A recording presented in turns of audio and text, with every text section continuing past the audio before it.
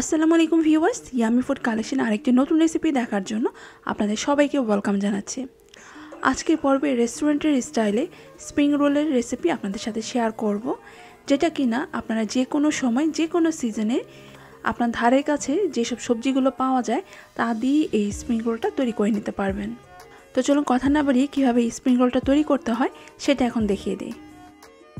সবার ফার্স্টে স্প্রিং রোলের জন্য এই যে ফিলিংটা আছে সেটা তৈরি করে নিব। এর জন্য একটি পাত্রের মধ্যে আমি 5 টেবিল চামচ রান্নার তেল দিয়ে দিলাম, সাথে এর মধ্যে দিলাম 1 কাপ পরিমাণে পেঁয়াজ কুচি। পেঁয়াজটা ভাজা হয়ে যখন একটু নরম হয়ে যাবে তারপর আমি এর মধ্যে দিচ্ছি 1 টেবিল চামচ কাঁচামরিচের কুচি, তবে ঝালটা আপনাদের অবশ্যই টেস্ট অনুযায়ী অ্যাড করবেন। সেই সাথে দিচ্ছি 1 টেবিল চামচ আদা এবং রসুনের বাটা। আদা রসুনটা তেলের মধ্যে একটু ফ্রাই করে নিয়ে তারপর আমি এর মধ্যে দিচ্ছি 1 চা চামচ গোলমরিচের গুঁড়ো আর দিচ্ছি 1 টেবিল চামচ সয়া সস। সেই সাথে দিচ্ছি এখানে 1 কাপ পরিমাণে চিকেনের কিমা। আপনারা চিকেনের পরিবর্তে বিফ অথবা মাটনের কিমাও এর মধ্যে দিতে পারেন। আবার শুধুমাত্র যদি ভেজিটেবলস দিয়ে এটা করতে চান তাহলে মাংসটা এখানে পুরোপুরি স্কিপ করতে পারেন। আর স্বাদ অনুযায়ী এখানে কিছুটা লবণ দিয়ে তারপর এখন কিমাটাকে কিছুক্ষণ একটু রান্না করে নিব। সাধারণত রেস্টুরেন্টে যে স্প্রিং রোলটা পাওয়া যায় তার মধ্যে কিন্তু কোনো রকম এক্সট্রা মশলা দেওয়া হয় না, তবে আপনারা আপনাদের স্বাদ অনুযায়ী চাইলে এর মধ্যে কিছু দেশি মশলাও অ্যাড করতে পারেন। প্রায় 5 মিনিটের মতো এটা রান্না করে নেওয়ার পর এখন আমি এর মধ্যে দিয়ে দিচ্ছি 1 কাপ পরিমাণে গাজর একদম গ্রেট কুচি করে কাটা। সেই সাথে দিচ্ছি 1 কাপ পরিমাণে আলু, যেটাকেও কিনা আমি একদম কুচি করে কেটে নিয়েছি। সবজির জন্য কিছুটা লবণ দিয়ে তারপর এটাকে মিক্স করে নিলাম। এখন এটা সিদ্ধ হওয়ার জন্য আমি এটাকে ঢেকে দিচ্ছি প্রায় 15 মিনিটের জন্য। তবে এর মাঝে আমি একবার ঢাকনা উঠিয়ে এটাকে উল্টে দিয়েছিলাম যাতে করে নিচে পোড়া না লেগে যায়। যখন গাজর এবং আলুটা ভালোভাবে সিদ্ধ হয়ে যাবে তারপর আমি এর মধ্যে আরও কিছু সবজি অ্যাড করব। তার মধ্যে হচ্ছে আমি এখানে বেবি যে ক্যাবেজ মানে বাঁধাকপি, একদম ছোট যে বাঁধাকপিগুলো পাওয়া যায় আমি সেটা এখানে দিচ্ছি।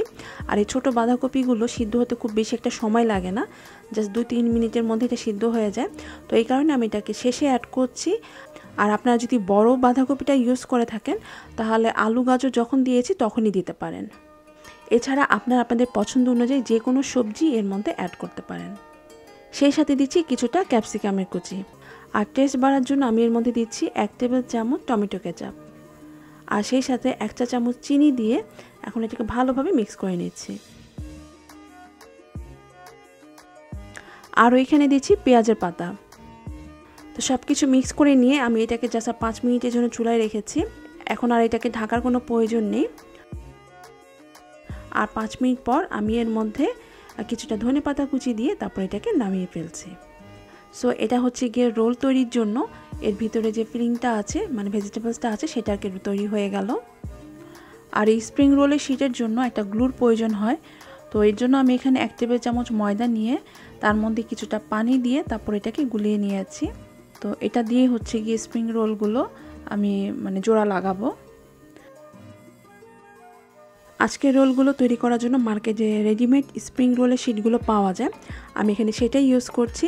তবে আপনারা যদি এই স্প্রিং রোলের শিটগুলো ঘরে তৈরি করতে চান তো সেটা কীভাবে তৈরি করতে হয় সেটা আমি এর আগে আমার চ্যানেলে দেখিয়েছি।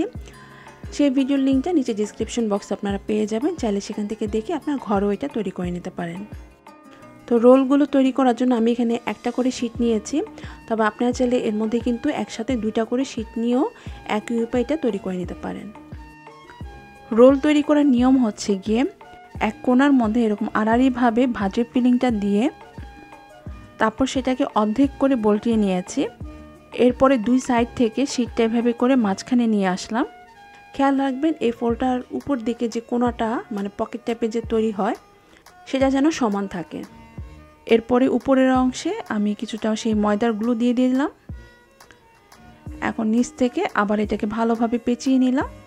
তো এই যে দেখুন রোল কিন্তু এখন তৈরি হয়ে গিয়েছে। সেই সাথে আপনাদেরকে আরও একটা ভাঁজ তৈরি করে দেখাচ্ছি।